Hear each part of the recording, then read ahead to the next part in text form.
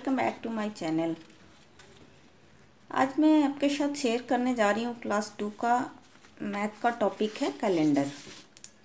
ये 1 क्लास में भी बहुत सारी चीज़ें पढ़ाई जाती है, जैसे वीकडेज हो गए, मंथ्स हो गए, उनके नेम, स्पेलिंग्स, ये सारे 1 क्लास में भी कराए जाते हैं।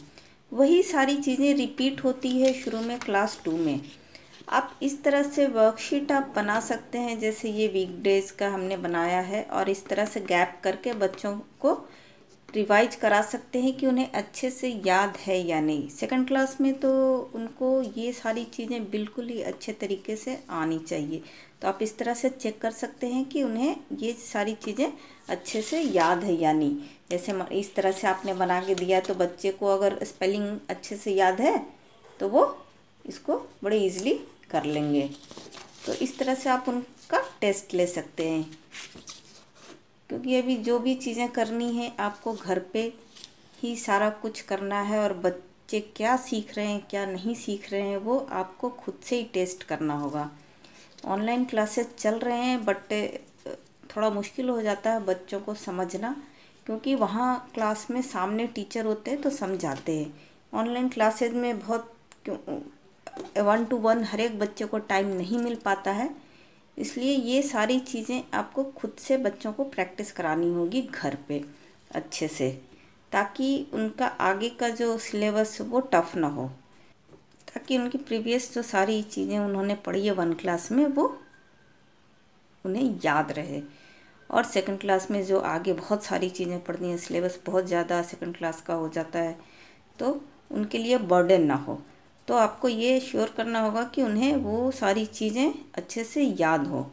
उसी तरह जैसे यहाँ पे which day will come, after Sunday, before Sunday, इस तरह से करके, जैसे आफ्टर संडे, संडे के बाद कौन सा आएगा तो मंडे, बिफोर संडे तो सैटरडे, इस तरह से आप क्वेश्चन आंसर करके, वैसे भी आप उनसे बस एक साथ बैठ के आप उनको बताते रहेंगे, पूछते रहेंगे, तो ये चीज़ें काफ़ी क्लियर हो जाएगी उन्हें। और कोई भी कैलेंडर लेके आप उसमें डेट, मंथ, इस तरह से करके आपकी कौन से मंथ में कितने दिन होते हैं, ये सारी चीज़ें आप कर सकते हैं। उसका भी फॉर्मूला होता है कि वो इजली याद कर सके बच्चे कि कौन से मंथ में कितने डेज का कौन सा मंथ होता है। तो पहले मैंने वो बना रखा है वीडियो, आप देख सकते हैं उसके लिए।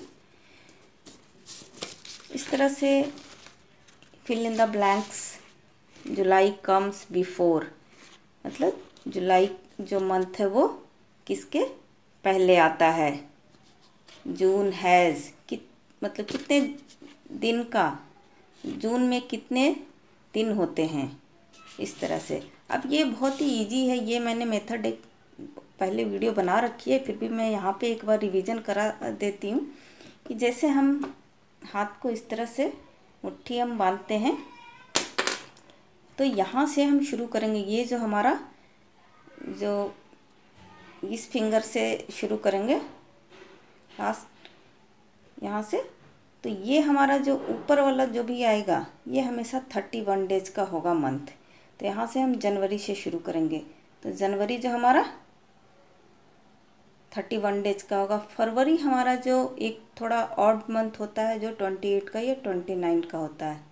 जनवरी 31 का हो गया, फरवरी, मार्च वो भी 31 का होगा, अप्रैल 30 का, जनवरी, फरवरी, मार्च, अप्रैल, मई फिर 31 का, जून 30 का, जुलाई 31। अब यहाँ पे एक चीज़ ध्यान रखने वाली बात है कि उसके बाद हम इस हाथ को भी इसके साथ रखेंगे, तो जुलाई और अगस्त ये दोनों 31 डेज के होते हैं। इस तरह से आप बच्चे को ईजिली, एक बार उनको ये कंसेप्ट क्लियर हो गया तो वो कभी नहीं भूलेंगे कि कौन सा मंथ कितने डेज का होता है। इसी तरह आप जनवरी, फरवरी, इन सब की प्रैक्टिस करा सकते हैं बच्चों को कि नेम, स्पेलिंग याद होनी चाहिए। ये तो याद होनी ही चाहिए जनवरी से दिसंबर की वो 12 मंथ के नाम ना भूलें, और साथ में स्पेलिंग्स होना चाहिए। सेकंड क्लास में ये सारी चीज़ें, क्योंकि अब स्पेलिंग्स पे ज़्यादा उनको फोकस करना है, क्योंकि अब रिटेन चीज़ें ज़्यादा होगी, उनको लिखना होगा, तो अगर स्पेलिंग्स नहीं आएगी तो फिर उनके लिए बहुत मुश्किल हो जाएगी। तो तो इस तरह से आप बच्चों की प्रैक्टिस करा सकते हैं। और भी बहुत सारी चीज़ें इसमें जो भी आपको लगता है कि हाँ ये अगर बच्चे को नहीं आ रहा है तो कैलेंडर एक लेके सामने आप उससे प्रैक्टिस करा सकते हैं बच्चों को। तो उन्हें एक तो कैलेंडर देखने का तरीका भी पता होगा कि किस तरह से देखते हैं, और बाकी सारी चीज़ें भी क्लियर हो जाएगी। आई होप आज की वीडियो आपको अच्छी लगी होगी। अच्छी लगी तो please like share and subscribe. Thanks for watching.